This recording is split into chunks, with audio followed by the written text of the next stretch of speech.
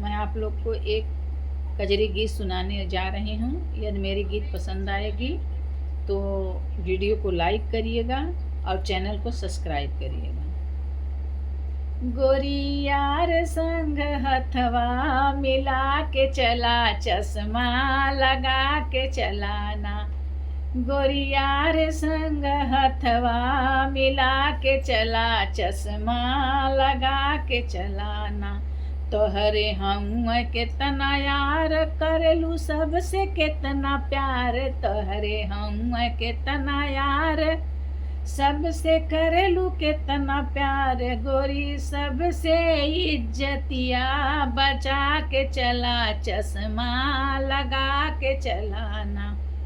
गोरी सबसे इज्जतिया बचा के चला, चश्मा लगा के चलाना। गोरियार संग हथवा मिला के चला, चश्मा लगा के चलाना।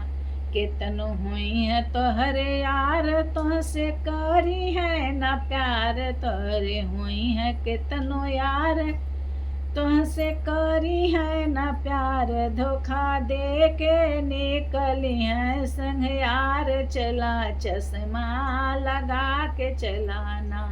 धोखा दे के प्यार करके निकली है अब यार, चला चश्मा लगा के चलाना।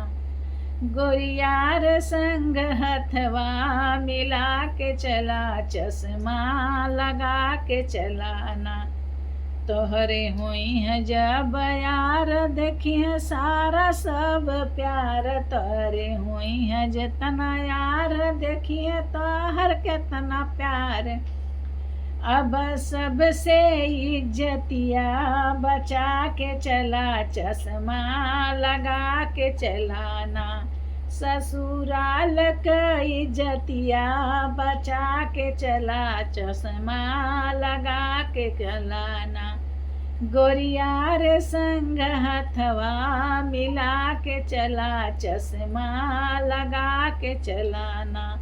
तोहरे रही के तनो यार, करी है धर्म के जब प्यार। तोहरे हुई है के तनो यार, करी है जम के तह से प्यार।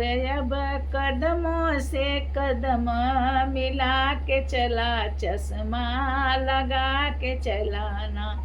हमसे कदम से कदम अब मिला के चला, चश्मा लगा के चलाना।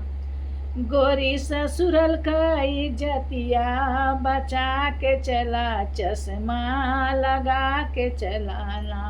गोरियार संग हथवा मिला के चला, चश्मा लगा के चलाना।